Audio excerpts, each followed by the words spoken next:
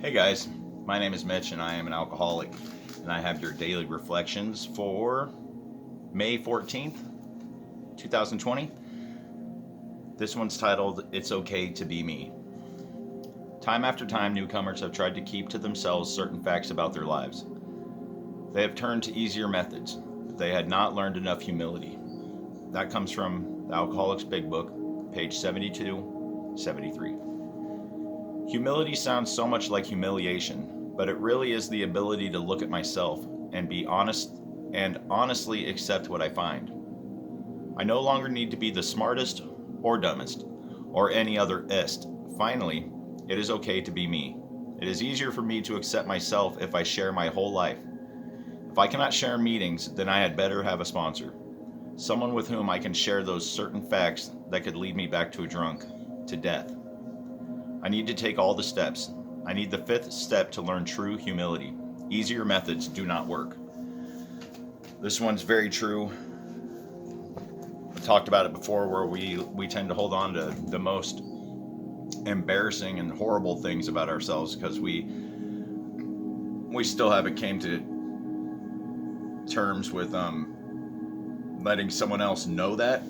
So we hide it, and usually those are the ones that are the worst things. So we could sit there and fake ourselves and say the things that we know aren't too embarrassing, and we'll still hold on to those ones, thinking in our mind like, well, they don't really need to know about that one, even if you're talking to your sponsor.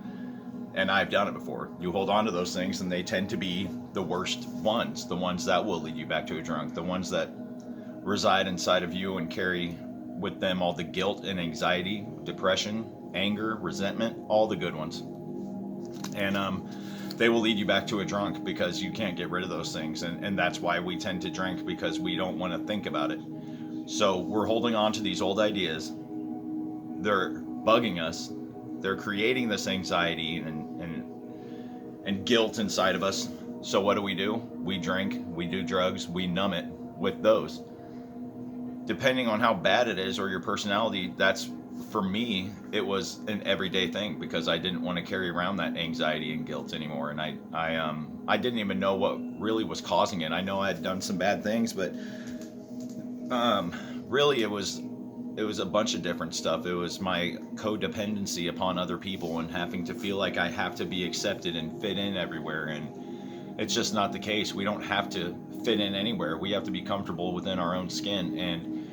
And it's very important, like they said, if it's something you can't share in a meeting, which I totally understand because we all have done stuff that we don't need to tell everyone.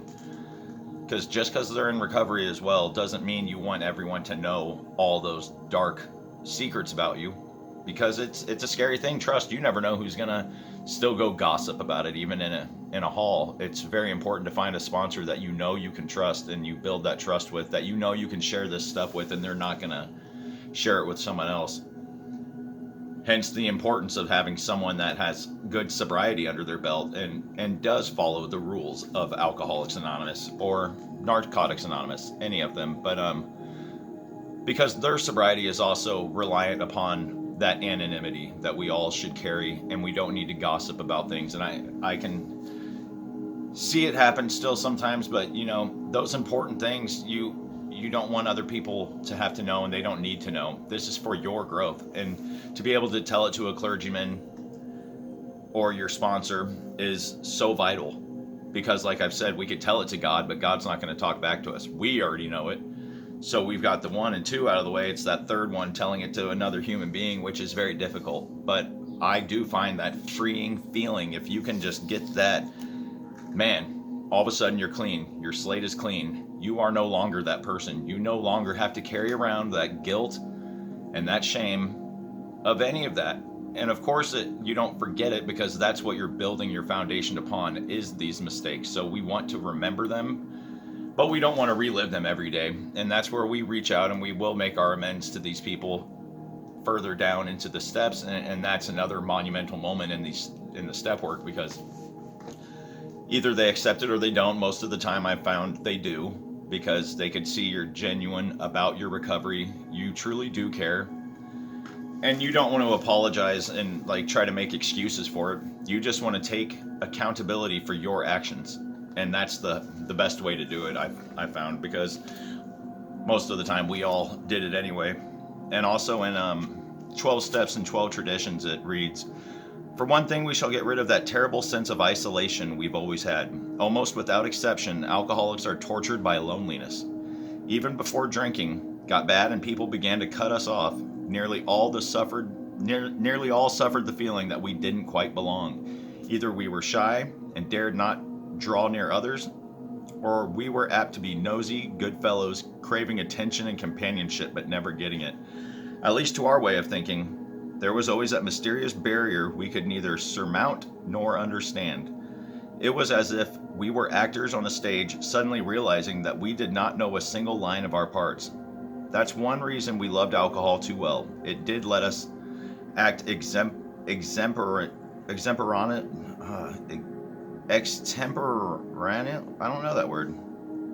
I don't know that word. But I'm gonna say it is funny when you realize that we use that alcohol to try to fit in. We don't need to fit in. We're all different. We're all our own person.